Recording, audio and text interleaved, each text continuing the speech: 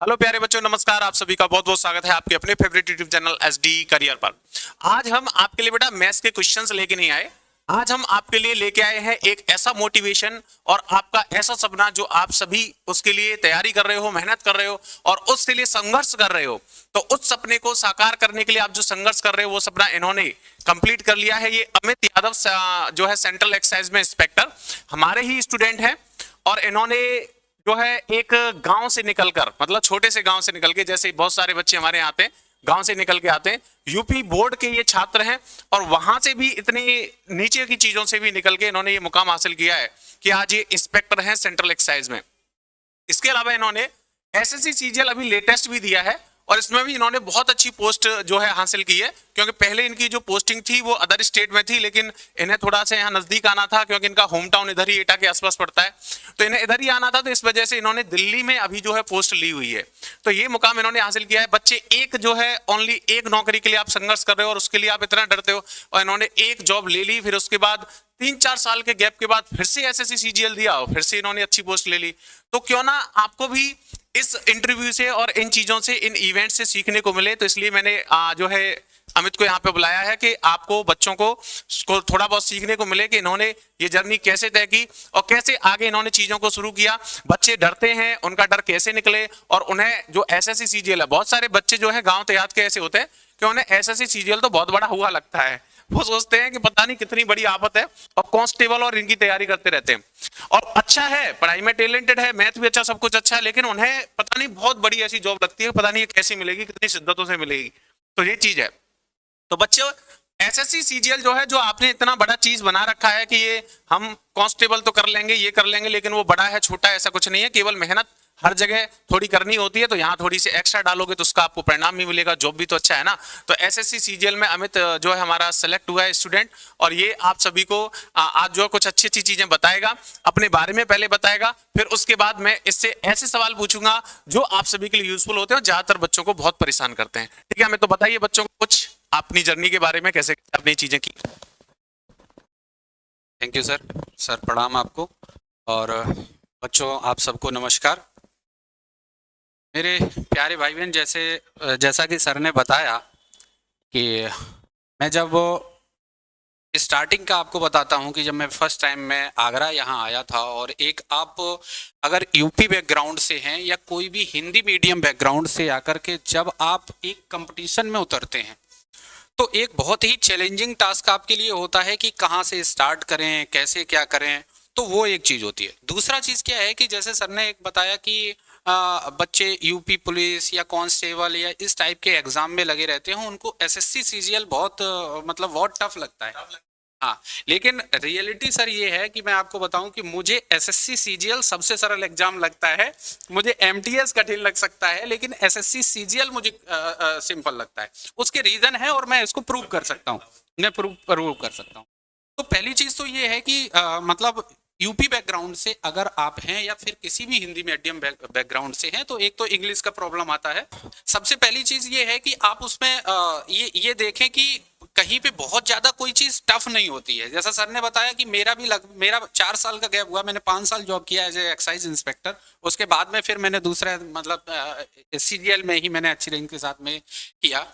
तो कहीं पे ऐसा नहीं है कि बहुत ज्यादा वो टफ है। टफ की जगह पे है क्या कि उसमें आपको प्रॉपर डायरेक्शन नहीं है, और या फिर आप जो प्रॉपरली आपको जिस वे में पढ़ना चाहिए उस वे में नहीं पढ़ते हो। एक मैं छोटा सा एग्जांपल बताता हूँ कि जब मैं फर्स्ट टाइम यहाँ पे तैयारी कर रहा था और हमारा मेंस का एग्जाम था, तो मुझे आज भी याद है कि सर ने जब आपने मेंस का जब बैच स्टार्ट किया और उसमें आप जब बड़े बड़े क्वेश्चन करा रहे थे, तो मैंने ये क्वेश्चन पूछा था कि सर आप ये क्वेश्चन आप क्यों करा रहे हो, इनकी जरूरत नहीं है, क्योंकि बिना इनके ही सिलेक्शन होता है। अगर आप इनके चक्कर में हैं तो शायद सिलेक्शन ना हो, लेकिन अगर इनको छोड़ के करेंगे तो है। तो आपका भी ये जवाब था कि बच्चों को बताने के लिए, और बच्चे समझते नहीं है इस चीज को।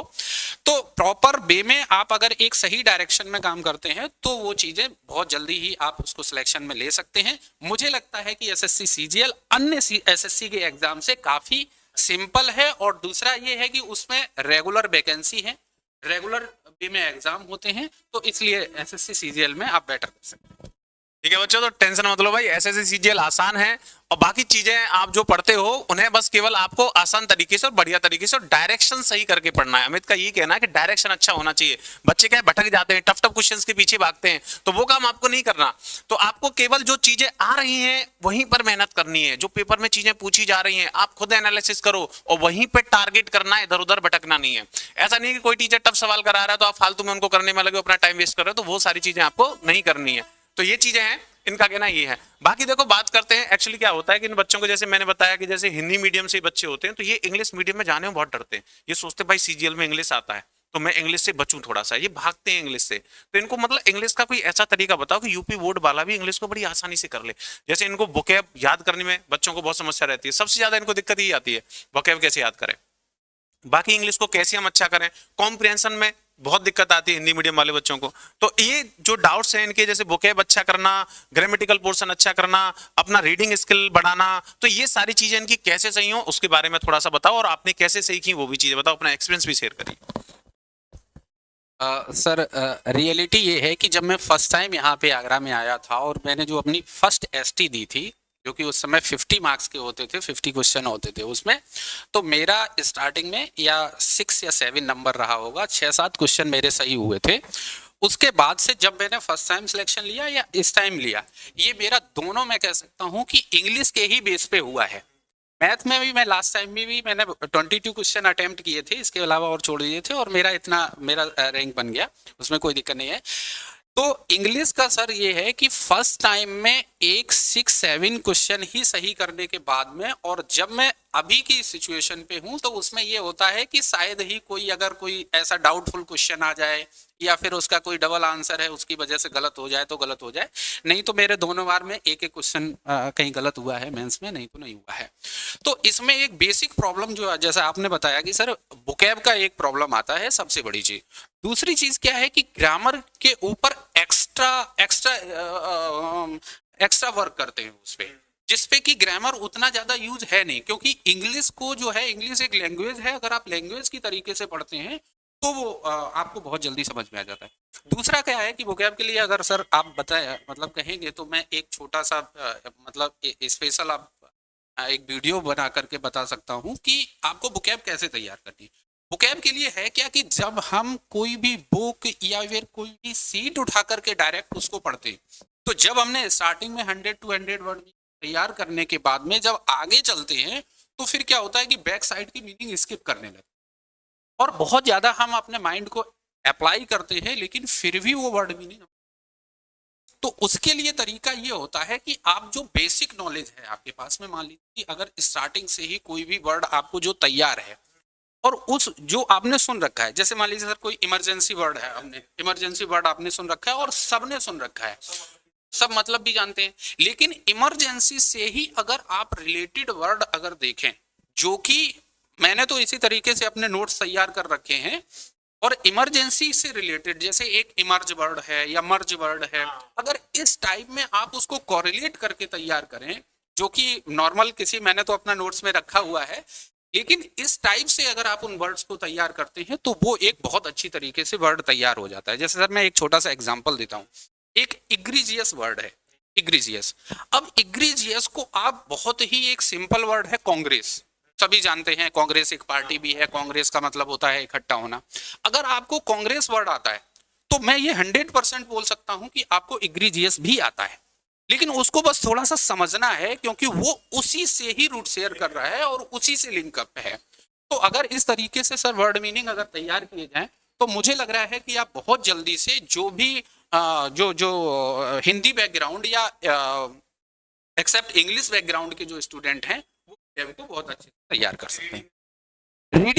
रीडिंग के लिए क्या है कि रीडिंग में सर अभी लेटेस्ट की बात है कि मुझे एक स्टूडेंट ने फ़ोन किया है, वो मतलब अभी एग्ज़ाम भी दे रहा है, तो उसने कहा कि भैया मैं एक 2 महीना हो गया तब से मैं द हिंदू का एडिटोरियल पढ़ रहा हूँ और मुझे नहीं लग रहा है कि मेरा बहुत ज़्यादा इम्प्रूवमेंट है उसमें। तो मैंने उसको बता दी, मैंने उसको बोला कि आप बिल्कुल मत,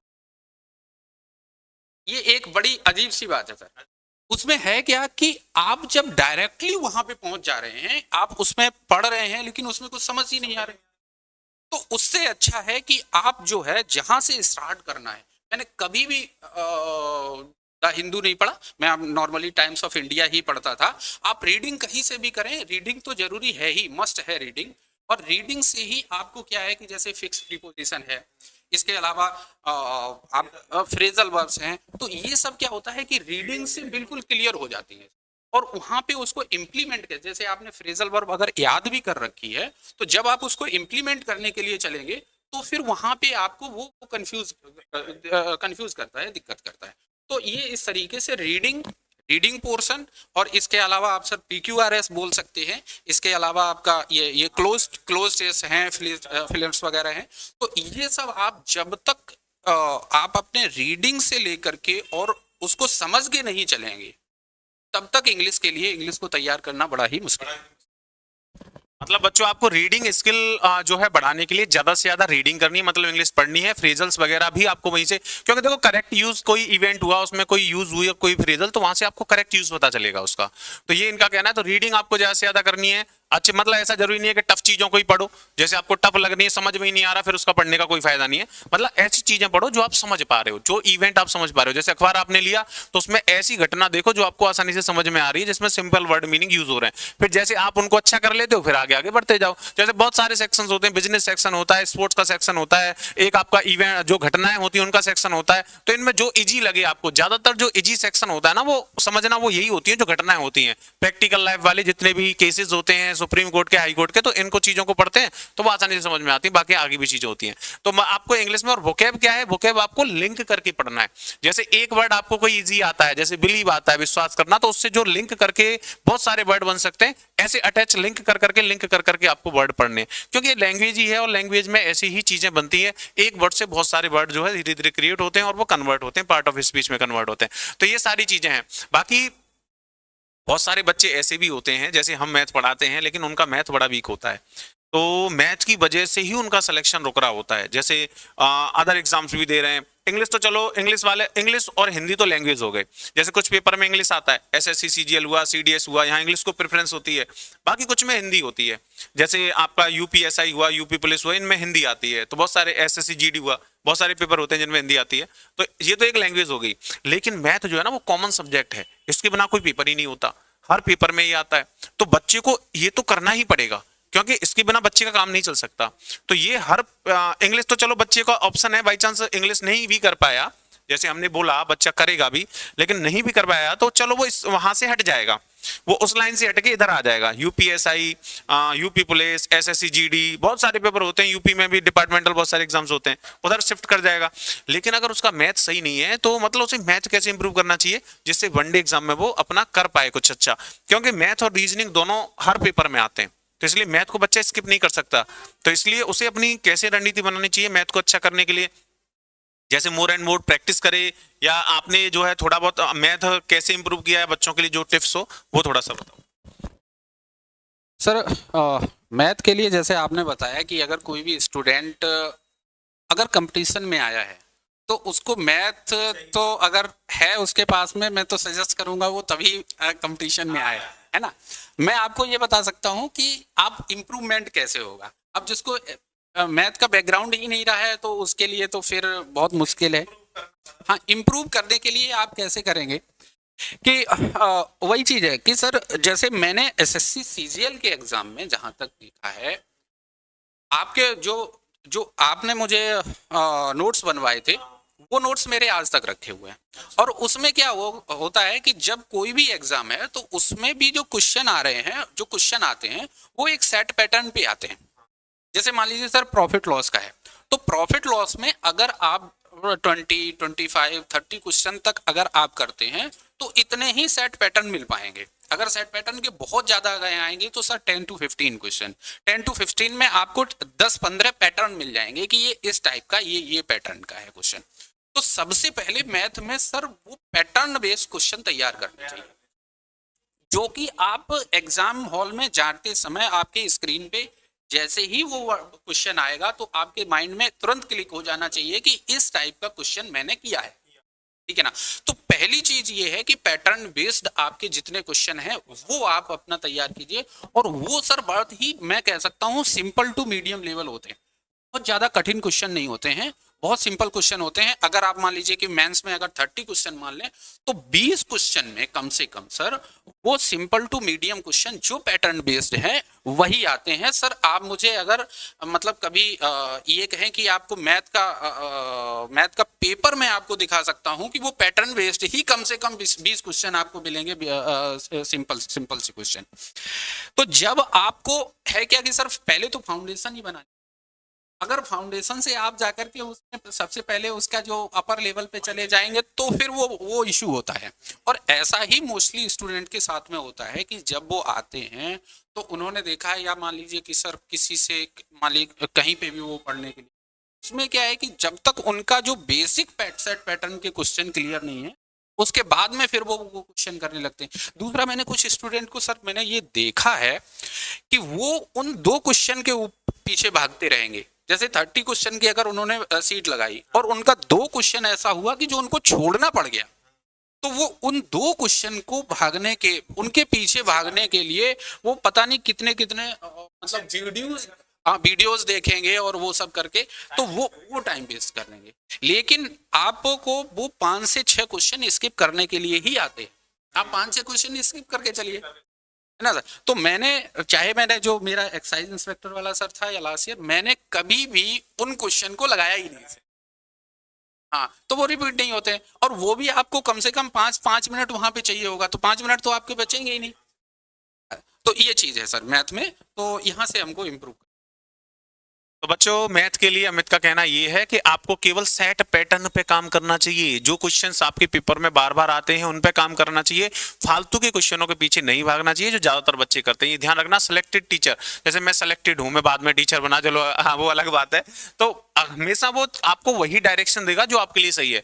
लेकिन आप अगर ऐसे सवालों के पीछे भागोगे जो लेंदी हैं, 5-5, 10-10 मिनट उनको सॉल्व करने में लग रहे हैं, आपको मजा आ रहा है, लेकिन आपको यहाँ तो मजा आएगा, पेपर में जाके सब मजा निकल जाएगा आपका, क्योंकि वो 1-2 क्वेश्चन डिफरेंट आता है और उसको कोई बच्चा अटेम्प्ट नहीं कर पाता। अगर आप अदर क्वेश्चन से या अदर पेपर से टाइम बचा पाते तब वो क्वेश्चन आप अटेम्प्ट कर पाओगे। तो जो सेट पैटर्न वाले क्वेश्चन है उनको बढ़िया करना है मैथ में, ऐसी रीजनिंग में, तो दोनों के लिए सेम स्ट्रेटेजी है। बाकी बच्चों के हाँ जरूर, दो बच्चों को बताओ। एक सर एग्जांपल है लास्ट ईयर का जो मैथ आया, उसमें से सर मैंने क्वेश्चन जब मैंने देखा, फर्स्ट क्वेश्चन मैंने स्किप कर दिया, सेकंड देखा स्किप कर दिया, third skip, fourth skip, fifth skip, 5 starting के क्वेश्चन मैंने स्किप कर दिया। और वो जो मैंने स्किप किया वो सर 1 या 2 सेकंड में स्किप किया, बहुत जल्दी स्किप किया। और जनरली ऐसा होता है कि सर मैथ और रीजनिंग को एक साथ में जो एग्जामिनर होता है वो एक साथ ट्रीट करता है। अगर आपका मैथ में थोड़ा उसने 1-2 क्वेश्चन टफ डाले हैं तो रीजनिंग पार्ट आपको मतलब आसान मिलेगा। ऐसे ही अगर रीजनिंग में है तो मैथ में।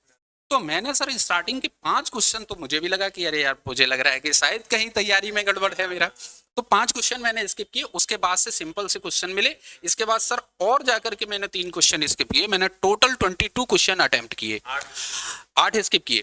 इसके अलावा मैं एक बहुत अच्छी मतलब ये चीज है कि एक मेरा दोस्त है जिसको मैं जानता हूँ सर, वो सिलेक्टेड है, अभी जॉब कर रहा है। उसने क्या किया कि उसने भी एग्जाम दिया था। उसने क्या कि मैथ का मैं ये क्वेश्चन करके ही आगे बढ़ूंगा।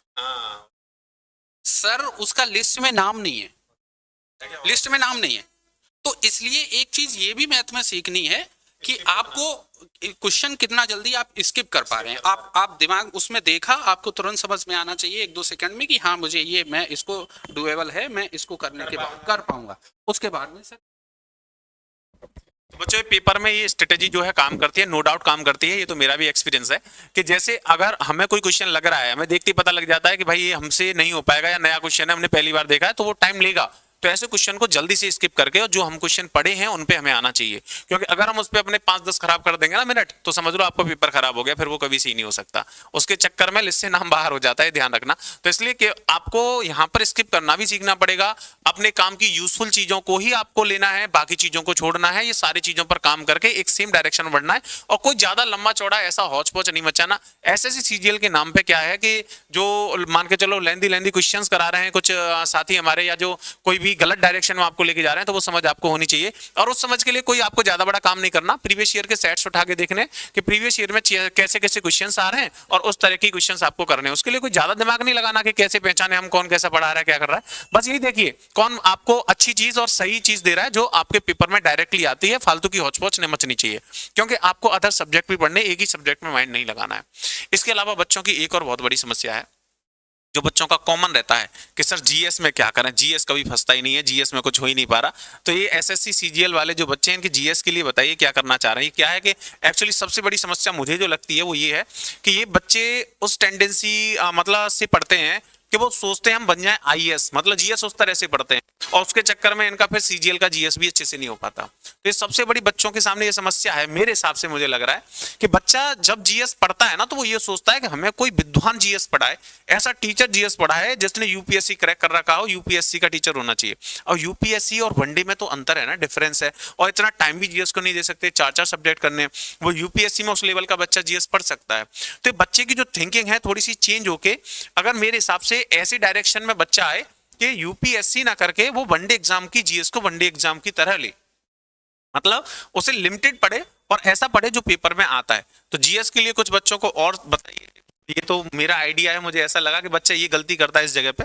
बाकी आप बताओ कैसे जीएस इनका अच्छा हो, जीएस में आपने कैसे इंप्रूव किया। सर जैसे आपने बताया कि जो यूपीएससी का, तो यूपीएससी में भी जो सिलेक्शन होता है ना वो भी 50% पे ही सिलेक्शन होता है। मतलब ये तो डेफिनेट है कि आप जीएस के क्वेश्चन जो है 50% ही अपना टारगेट बनाएं, पहली चीज है। अगर आपने ये सोचा है कि नहीं बहुत ज्यादा मैं क्वेश्चन मतलब अटेम्प्ट करने की कोशिश मौत की पूरे में से पूरे लाएं, हाँ ठीक है, कुछ स्टूडेंट जो है वो बहुत सारे टाइम से लगे हुए हैं या वो कुछ क्वेश्चन कर ले रहे हैं, लेकिन आपका मतलब होना चाहिए कि आप अपना खुद लिस्ट में कैसे आएंगे। अब दूसरा कोई जाकर के AIR 1 बनाने के लिए अगर उसमें लगा हुआ है तो उन चीजों से मतलब नहीं होता है। आपका अंडर 1000 तक में पहुंचने में कोई ऐसा नहीं है कि आपको बहुत ज्यादा जीएस। तो अब मैंने सर कैसे उसमें किया है, मैंने सर जीएस को कोई एक सब्जेक्ट वाइज नहीं पढ़ा, मैंने पढ़ा क्वेश्चन वाइज। जैसे मैंने एक प्रैक्टिस सेट लगाया और उसमें कोई रिवर से रिलेटेड क्वेश्चन मिला, इंडियन रिवर का, तो मैंने वो टॉपिक जो है इंडियन रिवर ही पढ़ा। इंडियन रिवर में कौन सी रिवर कहाँ पे है, कौन डैम। अब जैसे नेक्स्ट क्वेश्चन हमको डैम से रिलेटेड मिल गया तो मैंने डैम का बना लिया और इस तरीके से मैंने अपना खुद से नोट्स तैयार किया। जैसे सर अगर मैं एंशिएंट हिस्ट्री में, जो एंशिएंट हिस्ट्री में पढ़ते हैं, हाँ प्राचीन भारत में, तो उसमें ये जो इंडस वैली सिविलाइजेशन का सर मैंने केवल एक पेज का नोट्स बनाया, केवल एक पेज, आधा पेज ये और आधा पेज नीचे एक पृष्ठ का हमारा नोट्स था पूरे इंडस वैली सिविलाइजेशन का। तो उसमें मैंने क्या लिखा कि जैसे अगर मैं देखता हूं तो उसमें सिंपली ये मिलता है कि ये चीज वहां कहां से मिली है ना, वो किसकी पूजा करते थे, किसकी नहीं करते थे। तो इस टाइप के क्वेश्चन सर मैंने वहां पे लिख लिए और वो भी एक वर्ड 2 वर्ड के लिख लिए। तो हमको क्या है कि एसएससी के लिए आपको टॉपिक बेस्ड तैयार करना है, ना कि आपने पूरा आप जाकर के आप पूरा जो मान लीजिए कि आप क्लाइमेटोलॉजी पे आप चले गए, आप ओशनोलॉजी पे चले गए। तो इस तरीके से जो पूरा आप ओशन में क्या पढ़ना है, ओशन में 2-4 चीजें आती हैं। एक आप करंट से याद कर लीजिए कि जो धाराएं आती हैं, कौन ठंडी धारा कौन गर्म धारा, कुछ उनका कैपिटल्स वगैरह आ जाते हैं।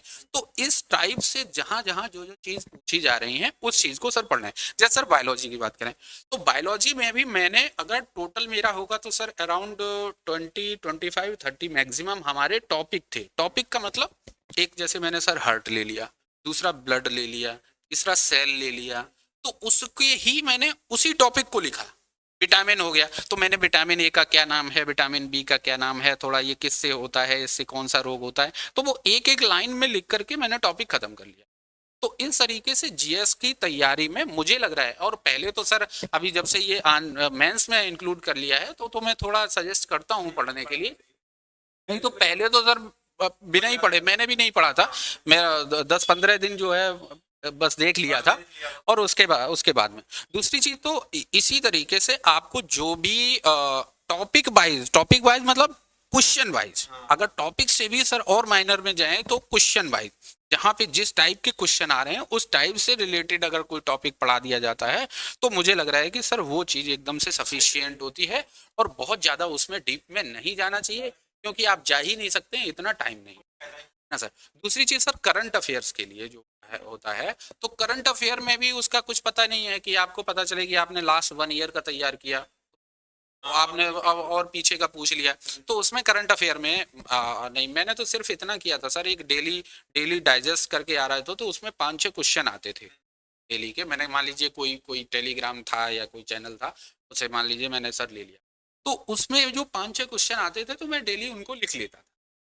अब उससे मैंने पूरे एक 1 मंथ और जा करके 1 साल का किया, लेकिन लास्ट में वो भी चीज़ें तैयार नहीं हो पाई। और फिर वहाँ तो बस ये होता है कि, और मेरे भी 14-15 क्वेश्चन सही थे, तो इस तरीके से, और ज़्यादा मैं करने की कोशिश ही नहीं करता हूँ, कोई मतलब नहीं है।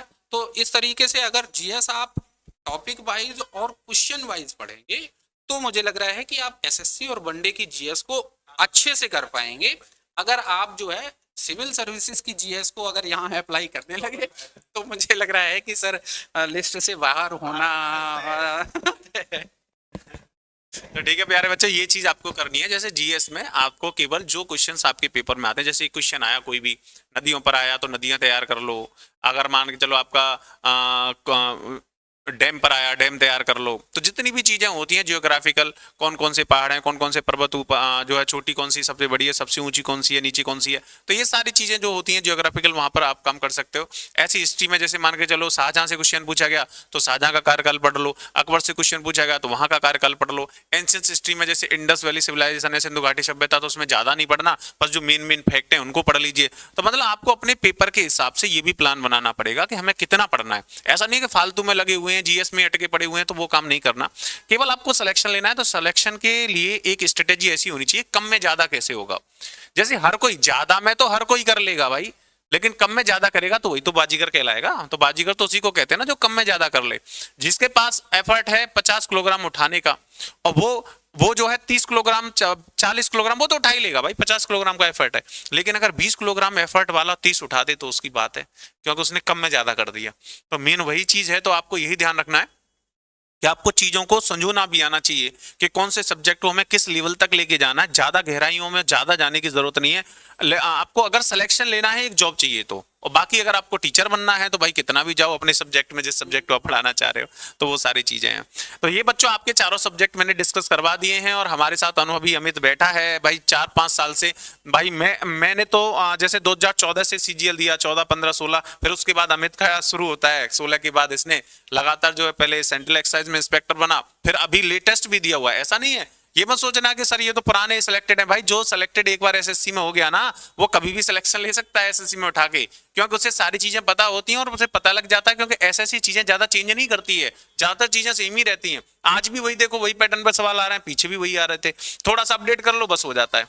तो कोई ज्यादा वो नहीं है। आज भी जो सेलेक्ट एक बार हो गया तो कभी भी सिलेक्शन ले सकता है वो, बस थोड़ी सी चीजें चेंज करनी होती हैं। बाकी हमें तो आपकी जो जॉब है वो चली रही है, मस्त चल रही है, आराम से। सैटरडे संडे आपका ऑफ रहता है, 5 दिन का ये है। तो बाकी आप जो है इस जॉब पे ही अभी, क्योंकि 16 में आप इंस्पेक्टर बने, आप नहीं रुके। अभी आपने दोबारा से कोई पोस्ट ले ली, अभी नहीं रुके। तो अब मतलब आप संतुष्ट हो कि आगे और भी कुछ प्लान है और कुछ करना चाहते हो, कि यहीं पर संतुष्ट रहोगे, कि आगे आईएएस पीसीएस का कुछ प्लान है, या कोई ऐसा और कोई प्लान जो आपको लगता हो कि सर ये मेरा दिल की इच्छा थी लेकिन कुछ कारणों की वजह से या किसी वजह से नहीं हो पाई, तो मैं चाहता हूं कि ये कैसे भी हो जाए। तो मैं उन चीज़ों पे जो है मैं फिर से काम करना चाहूँगा। या कोई भी आप लाइफ में अपना करना चाहते हो, समाज के लिए कुछ करना चाहते हो, या कहीं भी कैसा भी कोई भी काम करना चाहते हो, तो ऐसा कोई है आपके माइंड में कि इस जॉब से अलग मैं सर ये भी कर लूँगा, या मैं जो है अभी आईएएस बनना चाहूँगा, या और कितना इंप्रूव करना चाहते हो कि यहीं पे आराम से संतुष्ट हो के बस हो गया, बढ़िया है, नौकरी मिल गई और इसी से काम चलाएंगे। सर हाँ, काफी काफी टफ क्वेश्चन पूछा है सर आपने। दिस एक ऐसा एग्जाम है कि जिसमें मेरी समझ से आपको मिनिमम 3 इयर्स डेडिकेटली आपको देने पड़ते हैं। एक चीज जो मेरी है, और वो एक कहाँ से आई मैं आपको बताता हूँ। जब मैं फर्स्ट टाइम अपनी जॉब में पहुंचा, तो वहाँ क्या हुआ कि मुझसे किसी ने मेरा कॉन्टेक्ट नंबर पूछा, ठीक है ना, तो मैं उसको इंग्लिश में बता रहा था, और मैं माइंड में हिंदी में ट्रांसलेट करके उसको बता रहा था। तो हुआ क्या कि वो मेरे ऊपर हंस गया कहा कि सर आप जो है इसको हिंदी से कन्वर्ट करके बता रहे हो। तो एक चीज मुझे ये लगी है, और मैंने जब जॉब में देखा है, उसमें क्या है कि सर आपके अंदर बहुत ज्यादा, अगर बहुत अच्छे हैं आप, मतलब किसी भी कंपटीशन में जाएं फाइट, लेकिन अगर आपकी इंग्लिश अगर तैयार नहीं, तो वहां पे क्या होता है कि आप कहीं पे भी जाने पे थोड़ा सा अपने को बैकवर्ड फील करते हैं। ये एक चीज निकल के आई, तो उसके बाद में जैसा सर मैं जो आपको जो वर्ड्स की बात बता, वहां से फिर मैंने ये कहा कि मैं कुछ ऐसा ऐसा इस तरीके कोई ऐसा तरीका निकालूं कि जिससे कि इंग्लिश को मैं बहुत इजीली स्टूडेंट के पास में पहुंचा सकूं। क्योंकि अगर उन्होंने सिलेक्शन यहाँ पे ले लिया और इंग्लिश को बहुत सही तरीके से नहीं पढ़ा, तो आप ये समझ लीजिए कि सर जिस दिन से मैंने जॉब में गया हूं और आज तक बता रहा हूं कि शायद ही मैंने एक दो पेपर कहीं पे अगर हिंदी में लिखा हो तो लिखा हो, नहीं तो सर टोटल काम जो है फाइल पे आप देख लीजिए या कुछ भी होता है तो वो सारा थ्रू आउट इंग्लिश में ही होता है। तो जब आप कोई नोट्स भी अगर सही से वहां पे नहीं बना पाते हैं, तो शायद आपका सीनियर हंसने लगे, शायद आपका कलीग हंसने लगे। तो ये भी चीजें एक बहुत ऐसी होती हैं कि जो बहुत ही इंसल्टेड फील कराती है। तो वहां से जो है वो एक चीज निकल के ये आई कि मैं किसी तरीके से उनको इंग्लिश को जो हिंदी बेल्ट है या जो एक्सेप्ट आपका जो इंग्लिश मीडियम है, उस स्टूडेंट कैसे एक सिंपल वे में वोकैब को या इंग्लिश को दे सकूं, उसके लिए मैंने कुछ नोट्स वगैरह तैयार कर रखे हैं। और मैंने कुछ वोकैबुलरी का जैसे जो लिंकिंग बताया कि आप जैसे एक वर्ड है, उस एक वर्ड से बहुत सारे वर्ड आप तैयार कर सकते हैं, तो वो लिंकिंग करके कुछ मैंने अपना बना करके रखा हुआ है। आप अगर कहेंगे और स्टूडेंट अगर उनकी डिमांड होगी, तो मैं जरूर उसको जो है स्टूडेंट के सामने उनको देना चाहूंगा कि आप इस तरीके से वोकैब को तैयार कीजिए। और वो एक बहुत ही बेटर वे है। मैं जहां तक समझता हूं कि sir more than 90% word meaning आपको रटने नहीं है, वो अगर आप एक बार समझ लें तो वो आपको बहुत अच्छे से तैयार हो।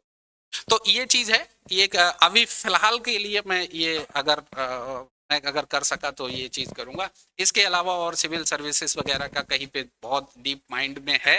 तो प्यारे बच्चों, अभी जो है मतलब अमित का कहना है कि जैसे इंग्लिश में बच्चों को बहुत समस्या आती है जो इन्होंने फील की, तो जो स्टूडेंट्स हैं उनको फील ना हो, तो इंग्लिश में ये आपकी हेल्प करने के लिए तैयार है।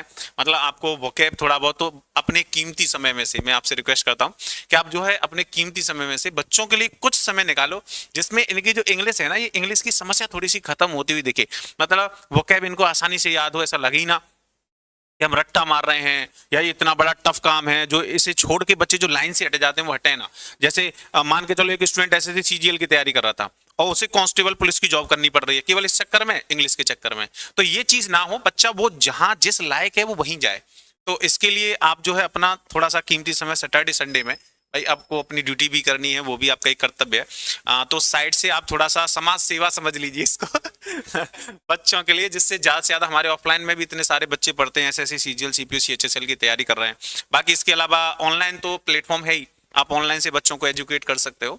तो अगर आपको टाइम मिले तो ये टाइम निकाल के, कुछ नहीं तो कम से कम बच्चों को वीडियोस जो है वोकैब के 30 मिनट का 15 मिनट का वीडियो, जिसमें बच्चा 10-20 जो है वर्ड मीनिंग याद कर ले, या ग्रामर का अगर आपको कोई लगता है कि ये कंसेप्ट बहुत अच्छा है बच्चों को सीखना चाहिए, तो ऐसी कुछ चीजें अगर हो पाए तो वो पॉसिबल बच्चों के लिए आप कर सकते हो, तो वो आप ट्राई करेगा, है ना। तो चिंता मत करो, हमारे स्टूडेंट है, हमारी बात मानेगा। आप सभी के लिए कोशिश की जाएगी और आप सभी के लिए प्रयास भी किया जाएगा, ठीक है प्यारे बच्चों। तो जो है बाकी सारी चीजें आपको बताई दी हैं। आप सभी को उम्मीद करते हैं इस इंटरव्यू से बहुत कुछ सीखने को मिलेगा। सही बच्चे इस इंटरव्यू को पूरा देखना शुरू से लेकर लास्ट तक, तय बहुत मीन। नमस्कार आप सभी का।